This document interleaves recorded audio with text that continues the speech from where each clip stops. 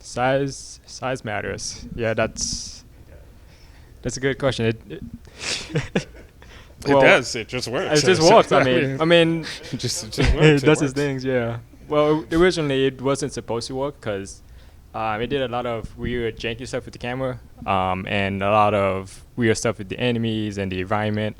And it makes sense, right? Like you're not supposed to turn giant form into an enclosed space kind of, but after feedback from players, like what, why not? We just let players do what they want. You can now turn to giant form and the TOS, so you can just stop on enemies in the strongholds. Do all the things you like to do when you're in giant form.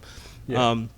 TOS helped provide an interesting opportunity to make size matters work in the strongholds, because TRS is like the first expansion. Is basically the first expansion where we have strongholds that have kind of like outdoor. Yeah, area, outdoor, you know what open. I mean? Yeah. So kind of difficult to do in this kind of city strongholds or the desert strongholds.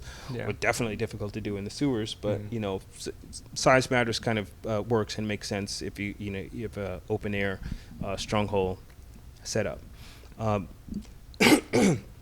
Excuse me. One of the other changes we made with size matters is we renamed it. We did. the build up. It's the build up. Yeah. Not that much of a build up.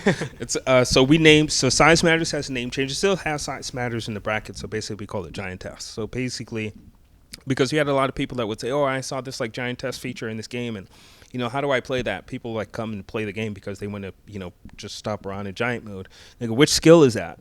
So now it's like super clear. It's called Giantess. It's got size matters in parentheses, so it's still that skill. But now it's okay. The Giantess one, that's the one. Yeah. So now that works.